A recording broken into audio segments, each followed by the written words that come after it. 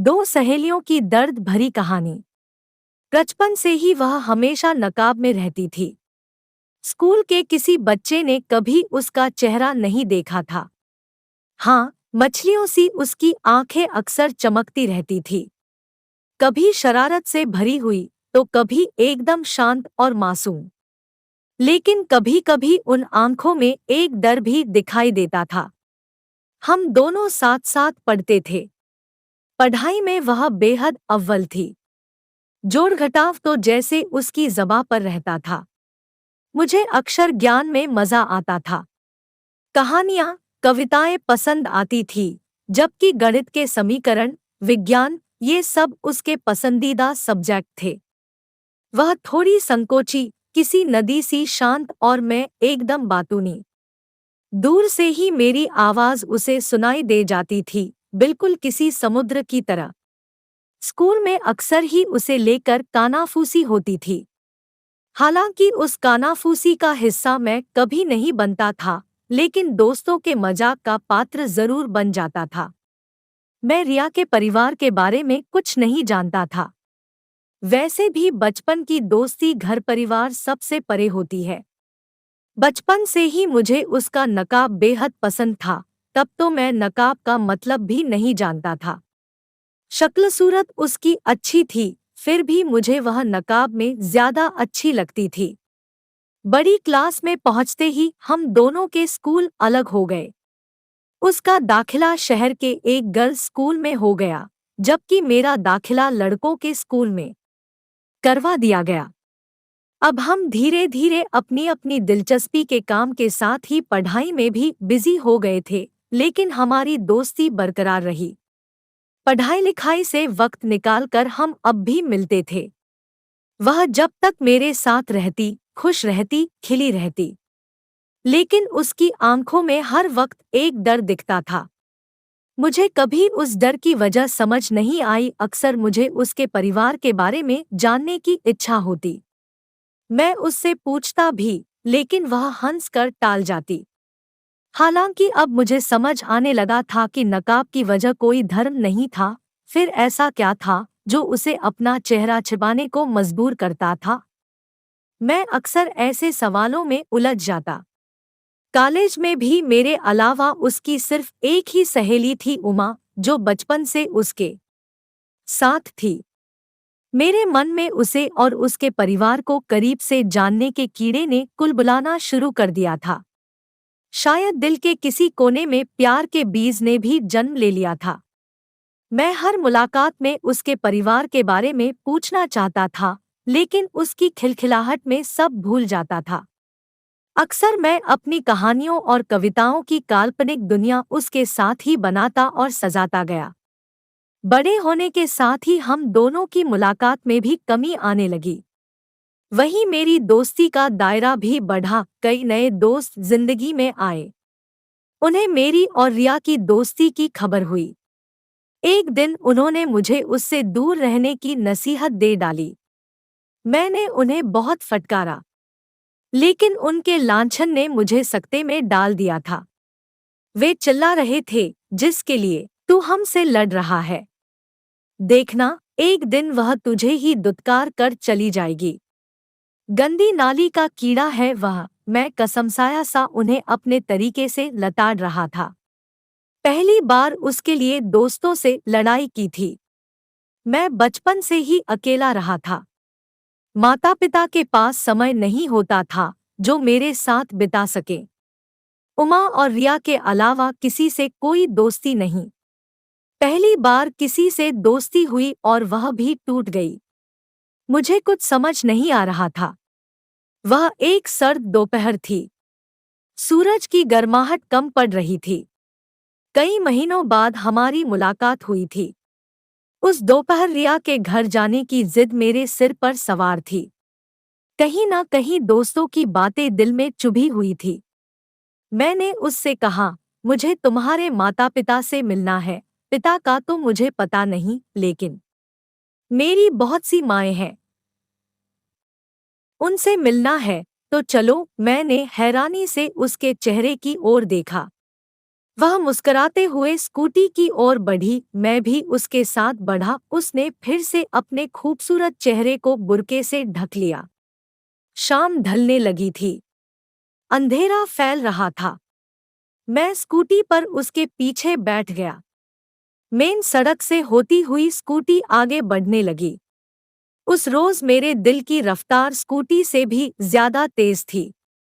अब स्कूटी बदनाम बस्ती की गलियों में हिचकोले खा रही थी।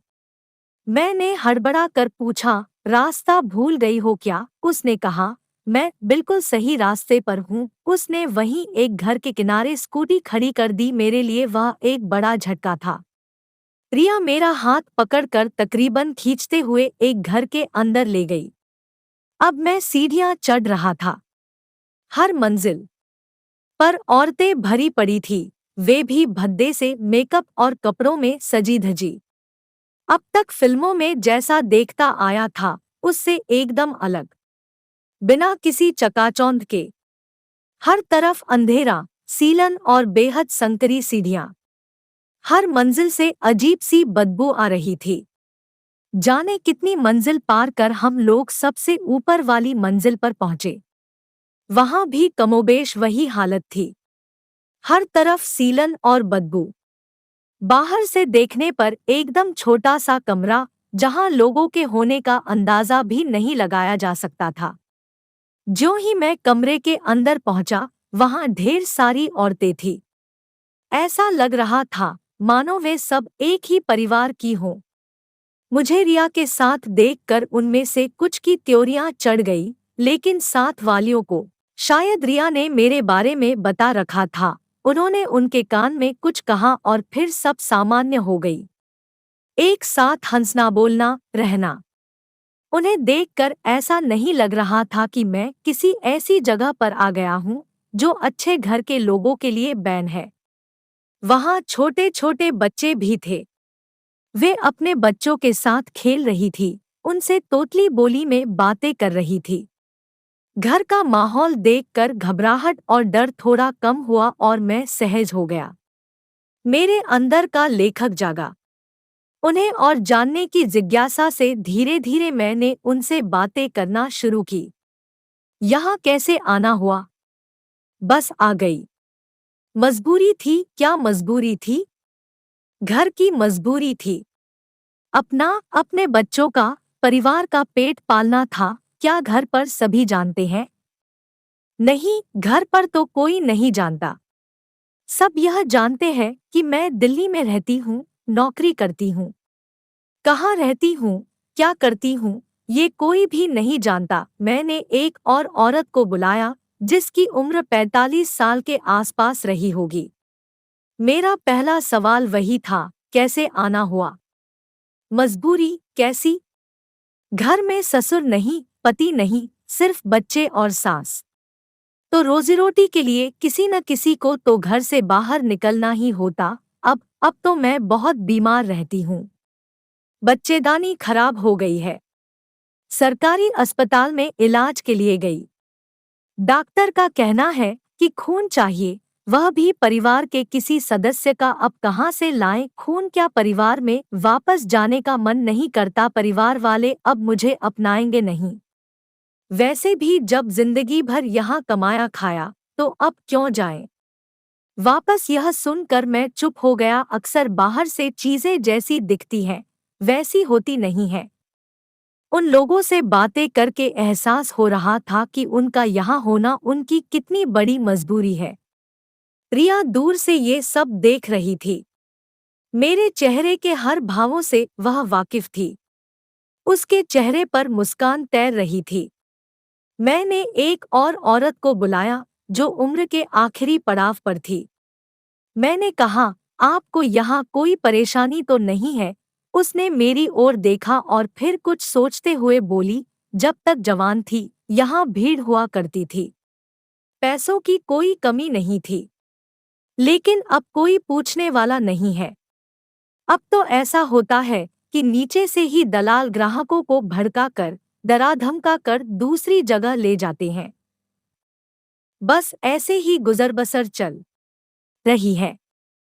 आए दिन यहाँ किसी न किसी की हत्या हो जाती है या फिर किसी औरत के चेहरे पर ब्लेड मार दिया जाता है। अब लगता है कि काश हमारा भी घर होता, अपना परिवार होता। कम से कम जिंदगी के आखिरी दिन सुकून से तो गुजर पाते। छलछलाई आंखों से चंद बूंदे उसके गालों पर लुढ़क आई और वह न जाने किस सोच में खो गई। मुझे अचानक वह ककनू पक्षी सी लगने लगी। ऐसा लगने लगा कि मैं ककनू पक्षियों की दुनिया में आ गया हूँ। मुझे घबराहट सी होने लगी। धीरे धीरे उसके हाथों की जगह बड़े बड़े पंख उग आए। ऐसा लगा मानो इन पंखों से थोड़ी ही देर में आग की लपटें निकलेंगी और वह उसी में जलकर राख हो जाएंगी। क्या मैं ऐसी जगह से आने वाली लड़की को अपना हमसफर बना सकता हूँ? दिमाग ऐसे ही सवालों के जाल में फंस गया था। अचानक ही मुझे बुरके में से झांकती चमकती सी रिया की उदास डरी हुई आंखें दिखी। मुझे अपने माता पिता की भागदौड़ भरी जिंदगी दिख रही थी, जिनके पास मुझसे बात करने का वक्त नहीं था, और साथ ही वे दोस्त भी दिखे जो अब भी कह रहे थे, निकल जा इस दलदल से, वह तुम्हारी कभी नहीं होगी। मेरा वहां दम घुटने लगा। मैं वहां से बाहर भागा। बाहर आते ही रिया की अलम सुबह सी चमकती हंसी ने हर सोच पर ब्रेक लगा दिया। मैं दूर से ही उसे खिलखिलाते देख रहा था। उफ, इतने दमघोंटू माहौल में भी कोई खुश रह सकता है भला क्या?